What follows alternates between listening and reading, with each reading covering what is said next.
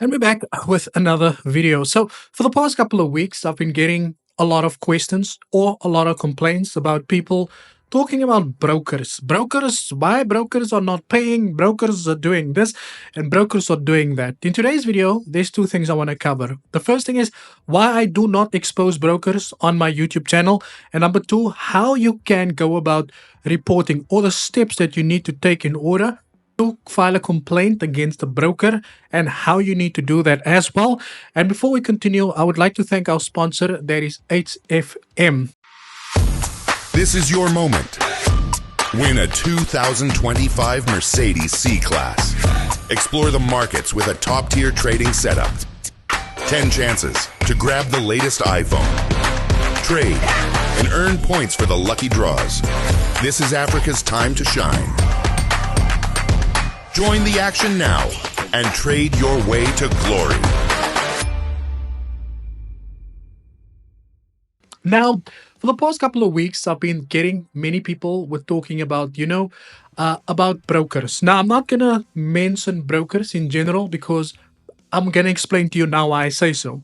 Now, brokers and scammers in general, it is that saying the apple doesn't fall far from the tree.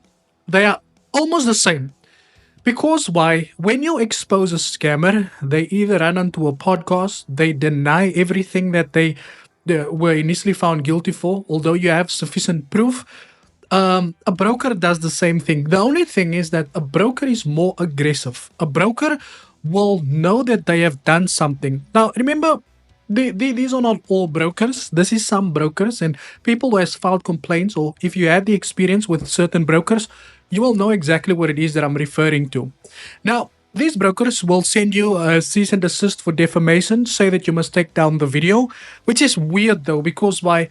The proof shows that you have done this, the client is showing us, but you have not done what you say you were gonna do, and yet they will come at you with some lawyers and say you have to take down that video even though we are wrong. We are still saying that you are wrong because we don't want people to know that we are wrong, because we want more people to deposit money into our broker so that we can make more people wrong. And for that reason, I do not want to make videos about brokers. I do not expose brokers at all. Although sometimes I look at the information, I think to myself, this is very bad. But instead of me exposing brokers, I thought to myself, I'll make a video of how you can go about, a broker if you find yourself in a situation where a broker has been maybe found guilty of misconduct, or if a broker is found guilty of non-compliance, or if you feel that your withdrawal was not given to you because they did something or they don't want to give you money. These are the steps that you need to follow in order to file a complaint against a broker. Because why? It is like I always say, me making videos about scammers doesn't do anything. They get upset, they talk about it. The same thing goes about a broker. The only thing about the broker is they're willing to protect their image at all costs. And that's the difference. So let's go over to the thing that we have over here so that I can take you guys through the necessary steps that you need to take here also. Now, this is comes from the FSCA, okay, and the process in which it is that you need to follow. Now, it says here, acts such as financial sector regulations exist for a variety of reasons, primarily to support, safeguard both customers and financial institutions, and to maintain the efficiency and integrity of the financial system. As a customer of any financial institution, you have the responsibility to read through any contract documentation before you sign and commit to anything. So what we're going to go through is basically the FSCA. As you guys know, the FSCA is there to not only protect the customer, but also to learn the side from the FSP. Now, the main job for the FSCA is to oversee financial activities by the FSP. You look at the FSCA as the police of the financial world. Now, an FSP is a financial services provider, and this is any provider. Could be a bank, an insurance company, an investment company. It doesn't matter. They are all financial services providers. Now, let's go through the complaints process. Now, the first step to filing a complaint, as you can see is here, is submit a formal complaint or submit a formal written complaint, whether in online, a letter, or an email to the entity. You can also approach the internal complaints officer, inquire about the response timeline, and follow up regularly in order to give them the required response time. Each institution has their own timeline for responding, approximately 30 working days. If complaint is not resolved, or if you are not happy with the outcome, or if you did not receive a response at all, proceed to process 2 of complaints journey, which is to take your complaint to a specific ombudsman or an adjudicator. Now, the first thing that you can see over there is when you have maybe made a withdrawal within a broker and the broker says, screw you, we are not going to give you the. And then you say, okay, cool, it's fine. What I want to do is I'm going to now complain internally. So you are going to email the broker first. You're going to get the email for the internal resolution, where they, you could get it through support. Maybe they've got their chat support.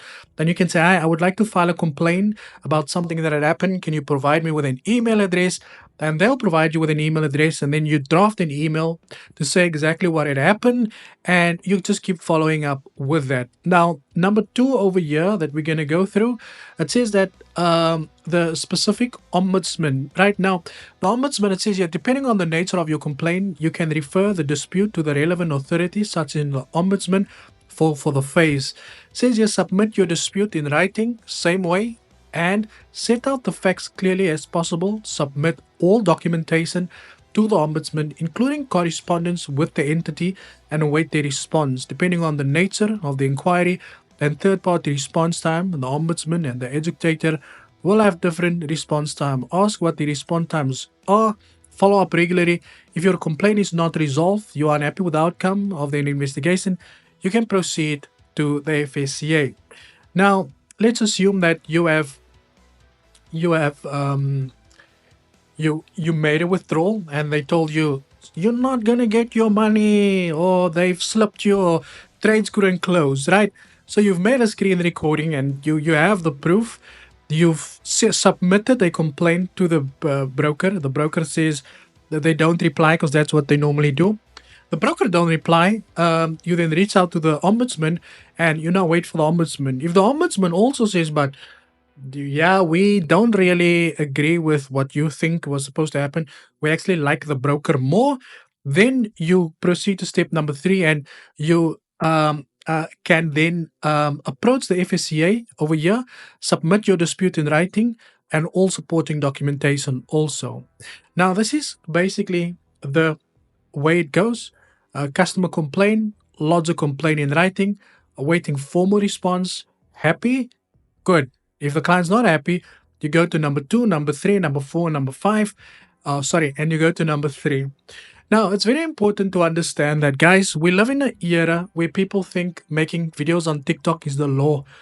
If somebody scams you, don't run to TikTok and make a video and say, oh, I just want to say I'm going to this guy. No, guys, it's good to make content, right? It's good to make content to spread awareness, but you have to also take this, not as brokers, but scammers, to the law also. You have to hold these people accountable so that they can actually be held accountable, because these brokers are just getting away with a lot of things because all they do is they know that they can just take your money and there's nothing that you can do.